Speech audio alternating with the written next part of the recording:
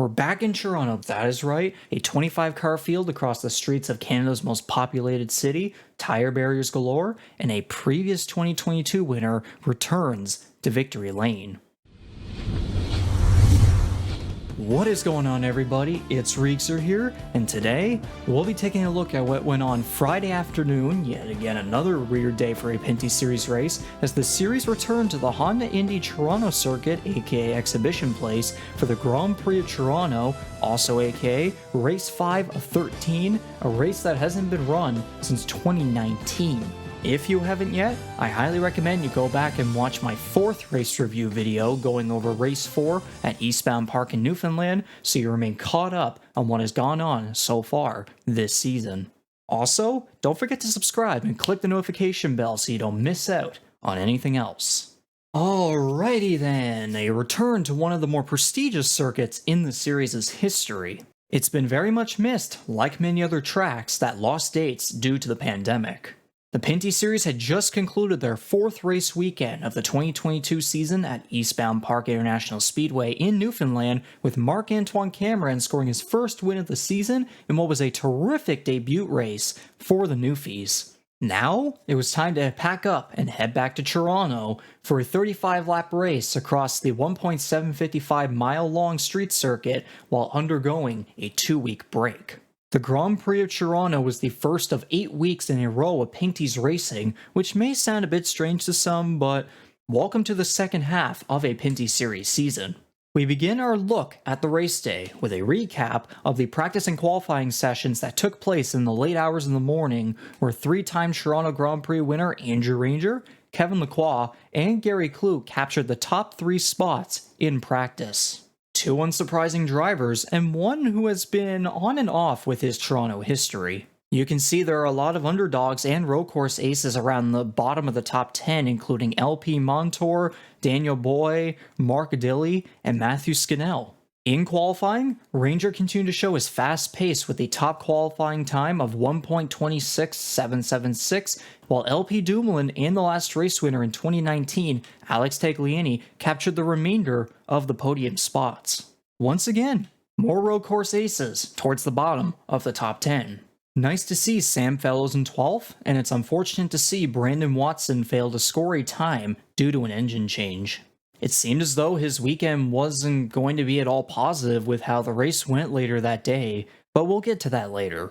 At the green flag, Ranger pulled away with Tagliani fighting through Dumoulin and Kevin Lacroix for second place, and the field didn't even complete a full lap as there was a tangle in the back between Wallace Stacey and Glenn Stiers, with Stacey getting the worst of it. He was able to continue on, albeit not having a front bumper. On lap 5, the Curse of Toronto continued for eastbound winner and points leader Marc-Antoine Cameron as he made contact with Peter Kloot, giving him noticeable damage on the left front. A caution would save him as Glenn Stiers found himself with a transmission problem. With Kevin Lacroix eventually taking the lead from Ranger and basically leading the rest of the way, Brandon Watson's awful luck took control once again as his number 9 car stuffed itself into the final tire barrier just before the final corner. He was able to continue, but it didn't end there, as he stuffed it again within the final 5 or so laps, and meanwhile, Dexter Stacey and Daniel Boy also got themselves into that same final tire barrier within a span of 2 laps. And guess what? It didn't even end there, as Marc-Antoine Cameron got into the same barrier, but this time around, a part of the tires actually came loose and came closer to the racing surface, which surprisingly did not cause a caution. During all of this, Andrew Ranger was trying with all of his might to find a way closer and hopefully pass Kevin Lacroix as the white flag displayed. Unfortunately, the number 27 car couldn't grasp that perfect rebound from the blown engine in Newfoundland, and in what looked like a duel of drifting to the checkered flag through every single corner, Lacroix's number 74 car was first across the line as he scored his second win of the 2022 season, which is his second on a road course this year, surprisingly not controversial this time, and it's his 16th career Pinty Series victory, his second in Toronto.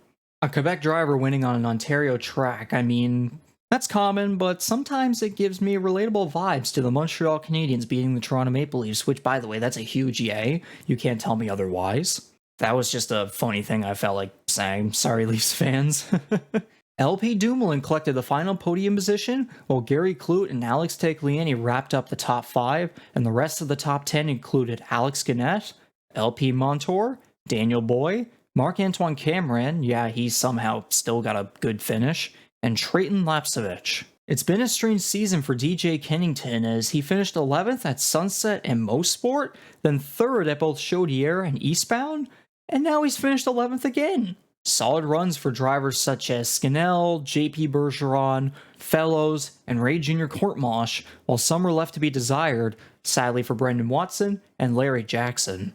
After Toronto, the points look like this, as Kevin Lacroix retakes the points lead for the second time, while Cameron drops to 2nd and Gary Clute remains in 3rd. Tagliani makes a big jump from 7th to 4th, while Watson falls from 4th to a 6th place tie, and Ranger moves up to 9th from 13th. With the halfway point of the season quickly approaching, it's becoming clear that we have 2 drivers who are winning caliber contenders for the title, while a 3rd driver is using consistency to his advantage. Fun fact, Gary Clute is the only driver with a top 5 in every single race this season. Does he continue that streak, or will something cause him to finally come crashing down? We'll have to find that out next weekend as the West Coast returns to the Pinty Series schedule. That is right, ladies and gentlemen. It's a return to the Edmonton International Raceway just outside Wetaskiwin, Alberta, and an hour away from Edmonton for the Bayer 300. This is one of the more intriguing tracks on the Pinty's calendar, as it's only got a length of only 0.4 kilometers and 1 out of 4 miles, and its acceleration times are extremely limited. From up in the air, if you were like to go over with like a plane or a helicopter, it literally looks like a circle. Now that I think about it, it actually might be called a like a small bullring asphalt track. That might be the term. I might be wrong. What to expect the most are daring moves in the corners, crazy lap traffic, and hopefully a close finish to cap off what should be a terrific return to the West Coast. And it's the first of 3 races along the West, which includes a doubleheader, but we'll save that discussion for the next weekend, and obviously, whenever the potential entry list for the Edmonton race pops up, I will upload it to my community tab, so stay tuned during this upcoming week. Be sure to tune in once again, whether it's on tsn.ca, the TSN app, or FloRacing, which all do require a subscription by the way, and continue to show your support for the NASCAR Pinty series in whatever way you choose to do so. So, that's going to do it for this one. You got any thoughts? Leave them in the comments below, and don't forget to subscribe and give this a thumbs up. My name's Rigzer, or Riggs for short, and thank you for watching. Have a good one.